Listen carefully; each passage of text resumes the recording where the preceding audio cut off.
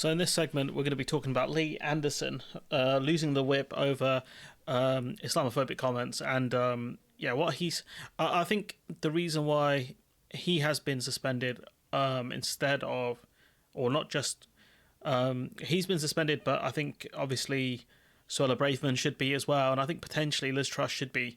I think the reason why he isn't suspended is because he mentioned Sadiq Khan specifically, while Suella Braverman did not. So we'll have a listen to his comments. I heard the comments earlier you was making about Suella, some of the comments she made earlier this week, and I don't actually believe that these Islamists have got control of our country, but what I do believe is they've got control of Khan and they've got control of London. And again, this stems with Khan. He's actually given our capital city away to his mates. We've got Starmer. Beware, because if you let Labour in through the back door, expect more of this. I mean, if you let Labour in, how are Labour going to get in through the back door? That doesn't make sense. Like, if you win an election, you're going in through the front door. It's not a sneaky way of going in. But moreover, he specifically mentioned Sadiq Khan, and I think that's why it's gotten him into so much trouble, whereas Suella Braverman's managed to get away with it, even though her comments are more outlandish. Because if she's claiming that Islamists have taken over Britain, how have they allowed that to happen on their watch when they were the ones in charge? She was Home Secretary, or, in the few months that she hasn't been Home Secretary, has it been taken over? It genuinely makes no sense. If that's the case, then anyone who hates Muslims should not vote for the Conservative Party, because they have apparently given your country away, given that they were the ones in charge. Like, this is one of the dumbest statements I've heard in my life from Braverman and from this geezer here. This is what Sadiq Khan had to say in response. Are anti-Muslim and are racist. We've seen over the last 2 days confirmation that over the last few months there's been an increase in anti-Muslim cases by more than 330%. These comments pour fuel on the fire of anti-Muslim hatred. And I'm afraid the deafening silence from Rishi Sunak and from the Cabinet is them condoning this racism.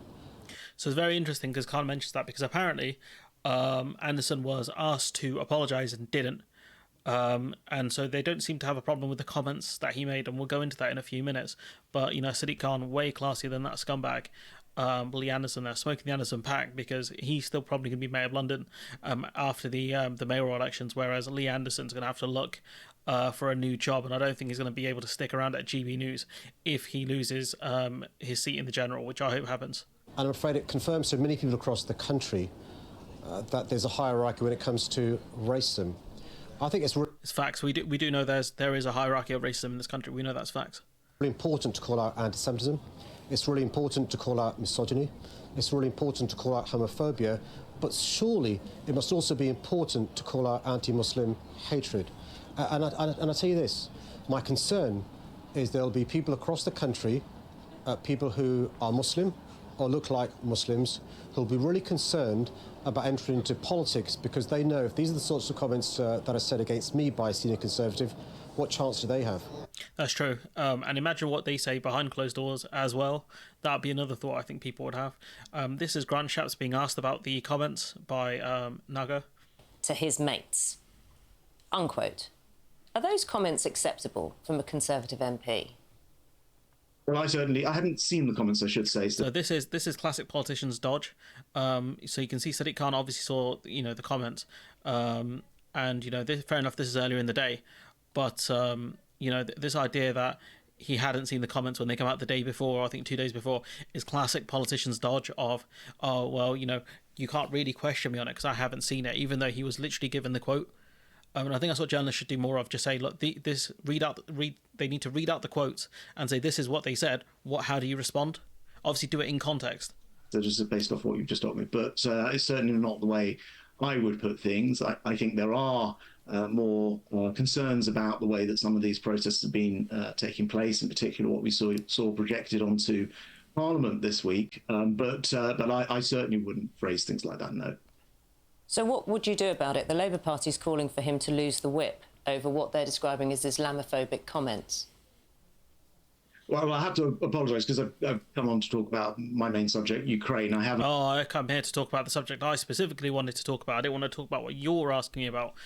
This is another politician's dodge of, I'm going to answer the question I want to answer rather than the one you've asked me.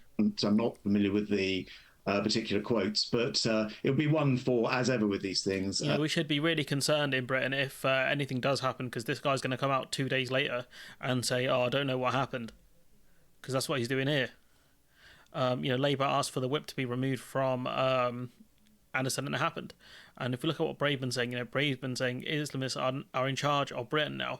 You notice that she didn't target, anyone specifically. She targeted the whole group of people. And that's why I think she kind of got away with it. And the fact that obviously she's more senior in the Tory party, them taking the whip away from her would have a much bigger standing in it. But I think it's partly down to the fact that she didn't mention anyone specifically, whereas Lee Anderson went after Sadiq Khan very specifically in his comments. I think that's one of the key differences, in my opinion anyways. There's a lot of backlash building. You notice like Javid was getting annoyed about what Anderson said, but he didn't say anything about what Braverman said. It's interesting. Javid absolutely furious with Anderson's anti-Muslim remarks, anti-Muslim hate, saying it's just unacceptable as anti-Semitism, number 10 under huge pressure. But again, you notice that they didn't do this with Braverman. This is probably one of the most shameless BBC headlines I've ever seen. MP suspended over criticism of London Mayor. Criticism, this is when Lee Anderson said those Islamophobic things towards Sadiq Khan. This is just crazy, absolutely crazy. The BBC come up with this kind of headline. And they changed it later on, as you kind of saw when I refreshed the page, but it's really bad, honestly, guys. It's really bad. Oliver Dowden, silent as well. Let's have a quick listen. Is it your view that saying, I believe they've got control of Cannes and they've got control of London, is that Islamophobia? Well, I think the chance that it could be taken, the fact that it could be taken in that way is the reason why those comments led to the Chief Whip asking for an apology from the chance could be taken in what way? Like this is complete nonsense. The Prime Minister. I share the. So if people go around chanting wherever they want, right? In London, if they have numbers, does that mean that group of people have taken over the country? Genuinely, like what the hell is this? Those concerns about how they could be taken in that way, and that's why it was right he should be asked for an apology. And when he failed to give that apology, the whip was removed. So they don't really condemn what Anderson said. They always argue, oh, he said it clumsily. How would he have said it less clumsily? I think that's the question that I would ask. There's the Braverman thing. Let's get rid of that. Ask why Braverman still has the whip. Dowden did not comment on her comments. Tennis guy, I don't shy away for a moment from facing up to what is happening right now. And I think all of us need to look at ourselves in the mirror and say, what have we allowed our society to become? And again, you guys are the ones in charge. So if society has fallen, it's you guys that are the problem. Stings, doesn't it? Let's be honest now. He goes, I see from my own constituents where Jewish people are fearful of walking the streets showing symbols of their own religion, where we have marches and we have a situation where the actual conduct of Parliament is apparently being influenced by threats of violence and intimidation. The whole arguments of, Jewish people don't feel safe in London city centre when there are, some Jewish people on those protests in central London. For Palestinian solidarity, however you want to phrase it. It is completely bizarro world what these people are saying here. And Anderson stood by his attack on Sadiq Khan. And this is what I'm saying here. I think it's partly because he went for a specific attack on Sadiq Khan. That's one of the reasons why he was asked to apologise. Because his comments go after a person rather than a group. It's very specific what he was saying here. Sunak condemns Lee Anderson, the suspended MP doubles down on criticism. Tories seen as fair game, claims Baroness Warsi, and we know she's right about that. She's been saying this for ages, and people keep saying to her, why don't you just leave the Tory party? I think she's better off staying there and giving her criticisms to the party, because it's a much stronger criticism if you're part of that group and you're calling it out. So I think she should stay in the Tory party for as long as she feels like she wants to, and continue to call them out. 100%. It's much more helpful. This guy Paul Scully. So this guy was talking about no-go zones in, I think it was Tower Hamlets and Birmingham, but now he's retracted his comments because he's a complete moron. I think As in, he's a complete moron because he made the comments in the first place, not because he withdrew them. The guy's stupid. I do regret the use of the word no-go areas, because I think that's actually has other connotations that I hadn't really taken on board. And I'm slightly furious with myself, the fact that actually that's allowed my message to be misconstrued. And what I was trying to say was that the kind of comments that we've heard from Lee Anderson and others in recent days and weeks, is the populist approach sometimes is fueled by conversations that people have and perceptions that people have in cities around the UK. I mentioned Tower Hamlets in Birmingham, where very small groups of people really misuse and abuse their doctrine in terms of Islamic gangs, but it can be black gangs, white gangs, etc. And then people write off a whole community because of the actions of a mindless and slightly threatening small group of people. And so it's areas that people feel uncomfortable in on occasion, but that's different from a no-go area in terms of the wider context. So for that, I do apologise. This backpedal is crazy. If you're saying an area is a no-go area, I mean, you really should not be going there. You're in danger if you go in there. And now it's backpedal to, there are danger, gangs that that make things uncomfortable there. What is Blood waffling about? Honestly, no-go area. Londonistan, all the rest of it. That I really hate, and that's what I'm really frustrated. I'm so frustrated. But no-go area is it's not a kind of casual slip of the tongue, is it? No, absolutely. Look, genuinely. No, it's not even a dog whistle. It's a foghorn. It's a foghorn, honestly. It has nothing to do with any conspiracy theory. I'm slightly mortified and furious, frankly, that for anybody that... Do you know why he's apologising? Because he saw the whip taken from Lee Anderson and he fears losing the whip. That's why he's come out and apologised. Has known me for the last 10, 15 years and the work I've done around in London, not least in Tower Hamlets with British Bangladeshis. Clearly, you've not done a good job if there are no-go areas then, if that's what you're claiming. You lump me in as someone did with Katie Hopkins and other people, and something called the Great Replacement Theory, which until yesterday I'd never heard of. What I meant by no-go... When you make comments like that, you belong with people like Katie Hopkins. Areas, people avoiding those areas, because of that. No. Although, would you go to Tower Hamlets? Look, the one in Birmingham, funnily enough, that I talked about, I said Spark Hill. Birmingham's a big city. He's talking about Spark Hill. I've been to Spark Hill. I didn't see any problems there when I went. I actually meant Small Heath, which is next door. Was a personal example. I was in a car with in an evening going through Small Heath. I think we needed a cash point or nipping into a shop one evening. I was told by my British Bangladeshi friend, don't get out of the car. It's not going to be safe for you. I will get out and get the money. And that in itself, was something that didn't make me feel particularly comfortable in that area. So it wasn't just a random part of... When you talk about Islam and you talk about no-go areas, it sounds like the person wasn't warning you about religious people. It sounds like he was warning you about potential gangs that exist in these areas. That's what he sounds like he was warning you about. But when you talk about no-go areas, it's about context. In the context of what Lee Anderson and Suella Braverman said, when you use the similar phrases that they use, it's clear what kind of you're going to be swept in with them.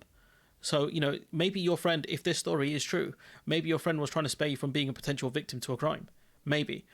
But again, it just doesn't make sense. Maybe your friend has their wits about them, when they're in these specific areas, because some areas are more dangerous than others. Birmingham that I cited, it was a personal example, albeit a few years ago. So do you feel like that about Tower Hamlets, Paul?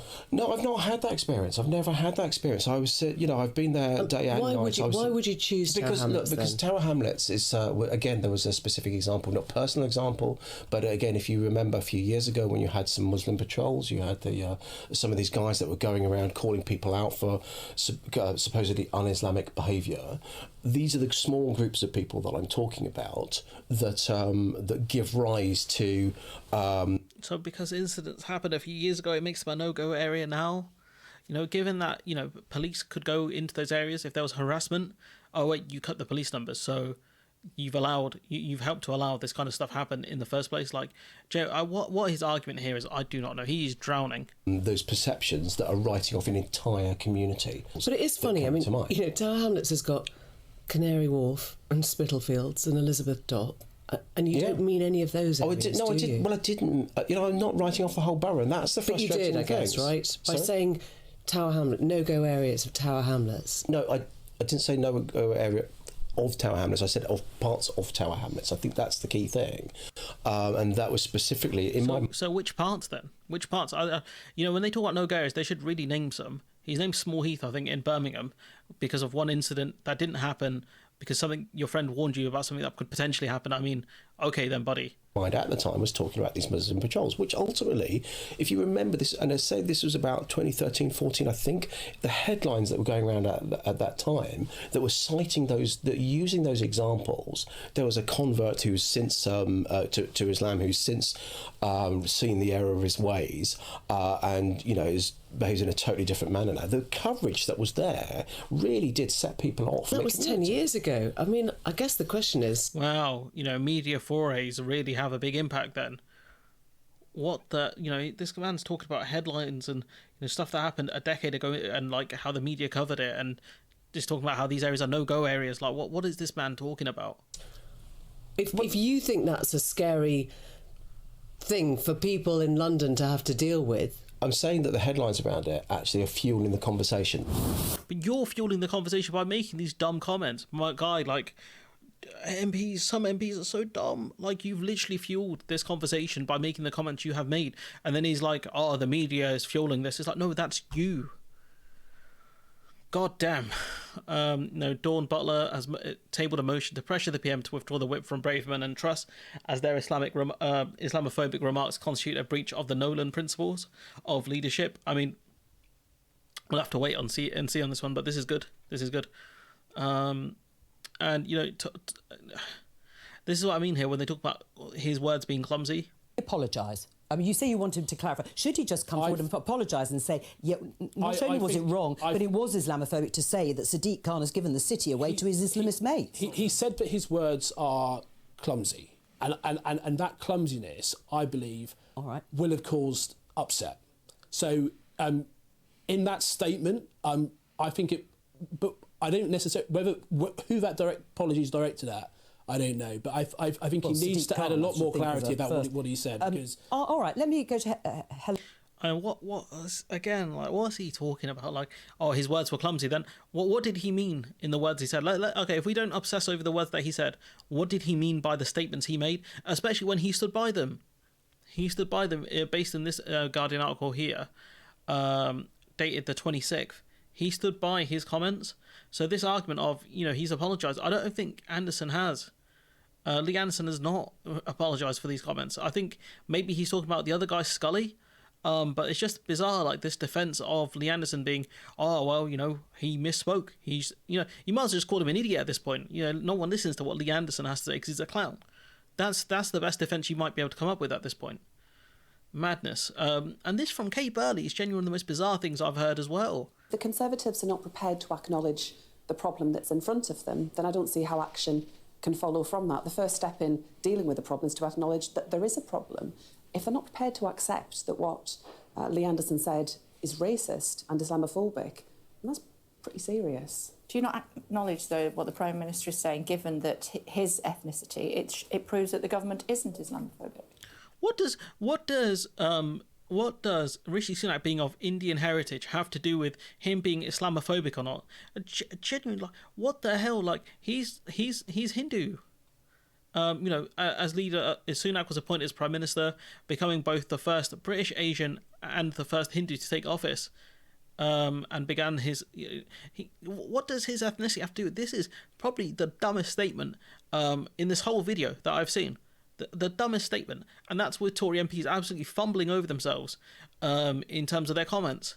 What is going on? And Islamophobic, and that's pretty serious. Do you not acknowledge, though, what the Prime Minister is saying, given that his ethnicity, it proves that the government isn't Islamophobic? How does does she think all Asian people are Muslim or all Muslim people are Asian or something like that? Like what does his ethnicity have to do with any of this?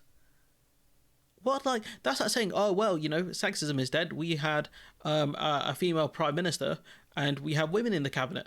What the hell? Honestly, this is insanity right here. I despair. This is the biggest circus I've seen ever.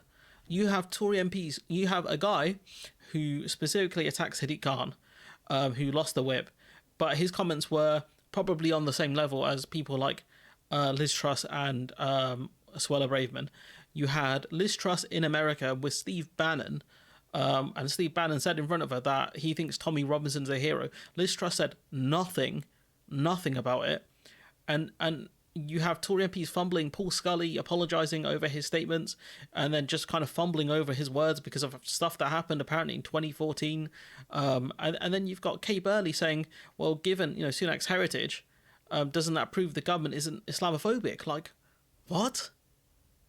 What is this? Is actual insanity right here, and I think the Tories are going to continue to fumble on this point, because the problem is they can't say they can't argue either way, because if they say his comments were Islamophobic, they give more ammunition to people in the Reform Party and also their kind of rabid base who hates Muslim people, parts of their base which hate Muslim people.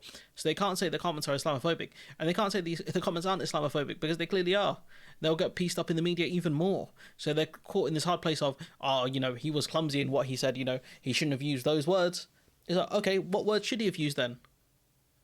Because his whole notion was London's been taken over by Islamists, radical Muslims. That's what he's trying to argue, radical Muslims. And then when you ask him for a source, his source is... My source is that I made it the fuck up.